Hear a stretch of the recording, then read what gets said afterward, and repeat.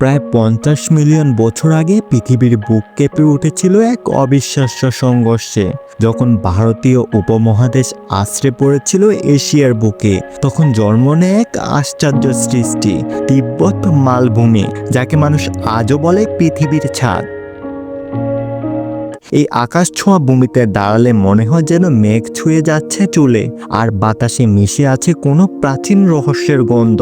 এখানে শ্বাস নেওয়াটাও এক সংগ্রাম, তবু এই কঠিন জীবনের মাঝে গড়ে উঠেছে এক অবিশ্বাস্য সৌন্দর্য আর আধ্যাত্মিক ঐতিহ্য। তিব্বতের বুকে লুকিয়ে আছে দুর্গম উপত্যকা, পবিত্র পর্বতশৃঙ্গ, অদেখা নদী আর প্রাচীন ইতিহাস, যা শতাব্দীর পর শতাব্দী ধরে এই ভূমি বাইরের পৃথিবী থেকে বিচ্ছিন্ন। ফলে এখানে প্রতিটা পাহাড়ের ডাল, প্রতিটা নদী আর প্রত্যেকটা মাঠের গায়ে জড়িয়ে আছে রহস্য আর প্রাচীন কাহিনী।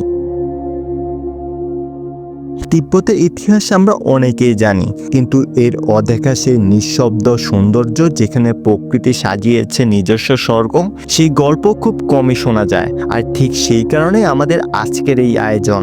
চলুন পা বাড়াই অদেখা তিব্বতের সেই রহস্যময় সৌন্দর্যের পথে, যেখানে প্রতিটা বাঁকের আড়ালে লুকিয়ে আছে এক নতুন বিস্ময়। পূর্ব তিব্বতের চামু অঞ্চল, যেখানে এশিয়ার 3 মহানদী মেকং, সালুইন আর ইয়াংশি পাহাড়ে বুক চিরে শান্তভাবে বয়ে চলেছে পাশাপাশি। একসময় এই উপত্যকার ভিতর দিয়ে চলতো প্রাচীন 3 হর্স রোড, যে পথে ইউনানের পাহাড়ি চা বোঝাই ইয়াকের কাফেলা গিরিপথ পেরিয়ে পৌঁছাতো লাসা পর্যন্ত। আজ সেই পথের জায়গায় দাঁড়িয়ে আছে মহাসড়ক 301, সাংঘাই থেকে নেপালের সীমান্ত পর্যন্ত বিস্তৃত প্রায় 5000 কিলোমিটার লম্বা রাস্তা। তবে এর সবচেয়ে বিখ্যাত অংশ এই তিব্বতেই, যাকে অনেকে বলে স্বর্গের রাস্তা। উঁচু উঁচু গিরিপথ পেরিয়ে বরফের মোড়, পর্বতের কোল ঘষে সারফিল, এই রাস্তা যেন মেঘের ভেতর হারিয়ে যায়। বাতাসে উড়ছে রঙিন প্রার্থনা পতাকা, যা বৌদ্ধ হিন্দুদের জন্য পবিত্র স্থান। কিন্তু সামনেই অপেক্ষা করছে ভয়ঙ্কর বাস্তবতা। জং পর্বতের বুকে সেই কুখ্যাত 72 বাঘ, যেখানে রাস্তা 1 কিলোমিটার নিচে নেমে গেছে। চারপাশে কুয়াশা, কোথাও রেলিং নেই। এক মুহূর্তের ভুল মানে গভীর খাদে পতন।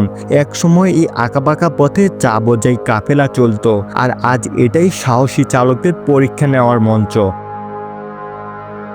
প্রধান সড়ক ছেড়ে নিঝুম পথে এগোতে চারপাশে গ্রাম হারিয়ে যায় নিস্তব্ধতার গভীরে।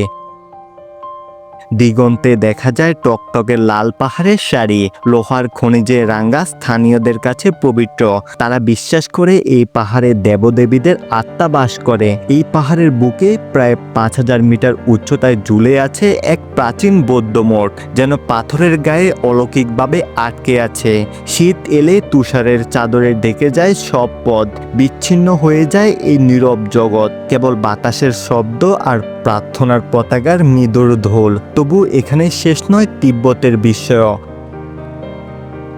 সামনে নিয়াংচি, তিব্বতের সুইজারল্যান্ড। তুষার ঢাকা শৃঙ্গের নিচে পাইন বন, রঙিন ফুলের ঢাকা উপত্যকা আর শীতল নদীর কলাতন।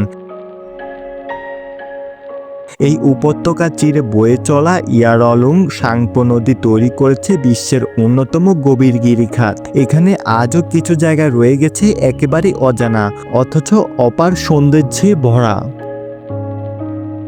লাজুক পর্বত নামচে বারোয়া, সবসময় মেঘে ঢাকা, যেন আকাশে ছুঁয়ে থাকা এক প্রহরী দেবতা। উপকথায় বলা হয় তার পেছনে লুকিয়ে আছে পবিত্র ভূমি পেমাকো।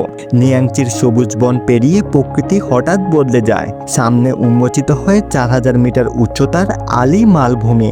দিগন্ত জোড়া শূন্যতা, তার তীব্র ঠান্ডা হাওয়া, যেখানে দেখা মেলে মাটির এক বন। হাজারো স্তম্ভ দাঁড়িয়ে আছে নিঃশব্দে, যেন প্রাচীন কোনো নগরী ধ্বংসবশেষ। এই গুহাগুলিতে লুকিয়ে আছে এককালের গৌরবময় গুহা সাম্রাজ্য নিদর্শন। বাতাসে এখনো বেশি আসে অতীতের প্রতিধ্বনি, মনে করিয়ে দেয় সাম্রাজ্য টিকে থাকে না, গল্পটাই অমর। ধ্বংসাবশেষের পেছনে ফেলে সামনে দেখা যায় এক অলৌকিক শুভশৃঙ্গ, কৈলাস পর্বত। 6638 মিটার উচ্চতা এই পর্বত তার ধর্মের কাছে আধ্যাত্মিক কেন্দ্র। কেউ এখানে এর চূড়ায় ওঠেনি। তীর্থযাত্রীরা এখানে পরিক্রমা করে এই পাহাড়ের চারদিকে, বিশ্বাস করে প্রতিটা পদক্ষেপে আত্মা পায় মুক্তি। কৈলাসের পদদেশে নীল মনাস সরোবর, তিব্বতের এই নির্জন প্রান্তে যেন সময় থেমে আছে, কেবল প্রতিধ্বনিত হয় নীরবতা আর বিশ্বাসের চিরন্ত সুর। শেষ পর্যন্ত আমরা পৌঁছে গেছি তিব্বতের হৃদয়, রাজধানী লাসা। সমুদ্রপৃষ্ঠ থেকে 3650 মিটার উঁচু এই শহরের নামের অর্থই দেবতার বাসস্থান। হাজার বছরেরও বেশি সময় ধরে এটি তিব্বতের ধর্মীয় ও সাংস্কৃতিক প্রাণকেন্দ্র। দূর দূরান্তের তীর্থযাত্রীরা জীবনে একবার হলেও লাসায় এসে প্রার্থনা করার স্বপ্ন দেখে, কারণ সেখানেই রয়েছে তিব্বতের সবচেয়ে পবিত্র স্থান জোখাং মন্দির। মন্দিরের সোনার মূর্তি, তিব্বতের বিশ্বাস, স্বয়ং বৌদ্ধদের আশীর্বাদ তারা মনে করে। সেই মূর্তির এক ঝলক দেখার জন্য ভক্তরা পাড়ি দেয় জীবনের সবচেয়ে কঠিন পথ। আর পাহাড় চূড়ায় মাথা তুলে দাঁড়িয়ে আছে তিব্বতের প্রতীক পোতালা প্রাসাদ। একসময় এটি ছিল দালাই লামার বাসভবন ও তিব্বতের শাসন কেন্দ্র। ভোরের আলোয় শুভ লাল এই বিশাল প্রাসাদ যেন এখনো গর্ব ভরে ঘোষণা দেয়, সময় বদলেছে কিন্তু তিব্বতের বিশ্বাস এখনো অটুট।